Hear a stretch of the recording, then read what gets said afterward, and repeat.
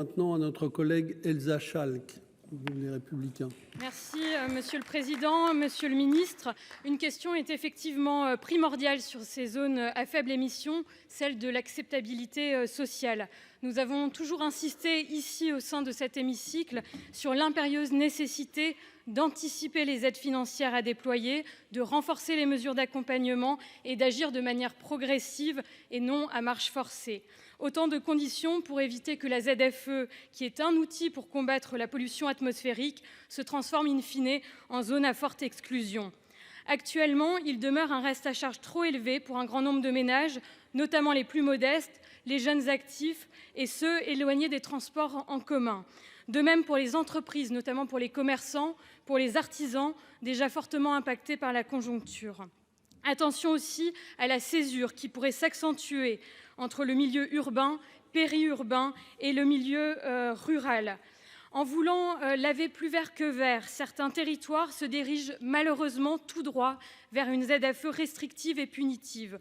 Nous avons notamment de nombreux débats au sein de l'Eurométropole de Strasbourg, où il a été décidé contre l'avis de certains maires, d'une part, de l'appliquer à l'ensemble des communes de manière uniforme, et d'autre part, dès 2028, d'interdire les critères 2, c'est-à-dire tous les diesels, soit 38% du parc automobile. Et là, Monsieur le Ministre, se pose la question du système des vignettes qui peut susciter incompréhension et injustice. Comment pouvons-nous expliquer qu'une Porsche essence neuve consommant 11 litres au 100 est classée critère 1, quand une Clio qui consomme 5 litres au 100 est classée critère 4 ? On le sait, certains critères importants ne sont toujours pas pris en compte, comme la puissance, le poids, la consommation, l'entretien du véhicule. D'où mes deux questions, Monsieur le Ministre. Quelles aides financières concrètes le gouvernement entend aujourd'hui mettre en œuvre pour rendre socialement acceptable le dispositif du ZFE et comment comptez-vous faire évoluer le système des vignettes pour le rendre plus juste ? Monsieur le Ministre. Monsieur le Président, Mesdames et Messieurs les sénateurs, Madame la sénatrice. Vous avez raison sur le fait que la vignette, aujourd'hui, elle ne repose, la vignette critère, que sur les deux sources qui nous préoccupent en termes de pollution, qui sont d'une part les particules fines, d'autre part les dioxydes d'azote, et qu'on pourrait considérer qu'il y a au moins, dans le cadre de l'abrasion, liée au freinage, en particulier, et au poids, une part de ces éléments qui ne sont pas pris en compte. L'Europe va y remédier avec la nouvelle norme Euro 7, dont j'entends déjà qu'elle provoquera certainement à la fois de la part de certains constructeurs et sans doute de certains législateurs des interrogations sur le fait d'aller ajouter des normes aux normes et de se demander le temps qu'on a pour faire en sorte de les mettre en œuvre. Mais c'est la réponse à la question que vous posez.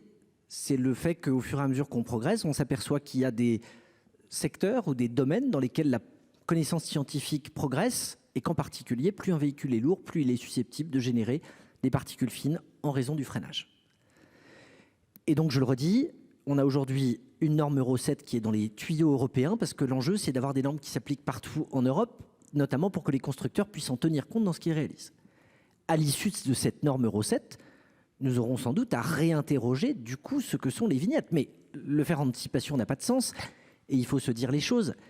Il est peu probable qu'un véhicule qui soit critère 5 devienne critère 1, quelle que soit l'évolution de la norme. Le sujet, il est sur ceux qui sont tangents et qui pourraient basculer d'un côté à l'autre. Il n'est pas de rehausser le niveau de ceux dont la pollution est avérée. Il est de constater que certains qu'on considérait comme propres ne le sont finalement pas tant que ça.